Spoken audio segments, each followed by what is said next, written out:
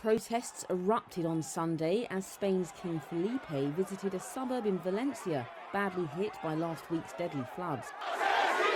Residents of Pai Porta shouted murderers at the King and Queen, as well as Prime Minister Pedro Sanchez. People hurled mud and other objects at them, venting pent-up anger over what they believe were poor handling by the authorities of last Tuesday's storm and flooding. It was known and nobody did anything about it, a young man told Felipe. The king stayed despite the chaos to speak with the people. He was seen hugging some residents and at one point had a man crying on his shoulder. Residents are furious at the authorities, accusing them of sending late warnings about the dangers of the storm and floods.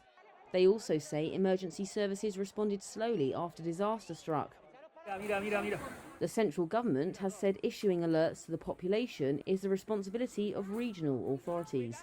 Valencia's officials have said they acted as best they could with the information available to them. Prime Minister Sanchez said on Saturday that any potential negligence would be investigated later.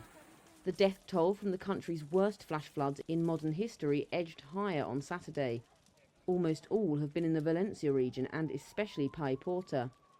But it's still expected to rise, with dozens of people still unaccounted for, while some 3,000 households remained without power, officials said.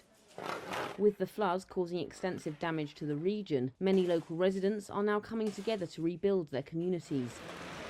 Here in Chiva, about 19 miles from Valencia, many people were seen helping to clear mud and debris off the streets, while others signed up as volunteers to hand out food, water and other essential supplies.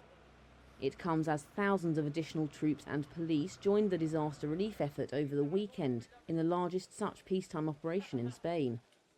The tragedy is so far Europe's worst flood-related disaster in a single country since 1967, when around 500 people died in Portugal.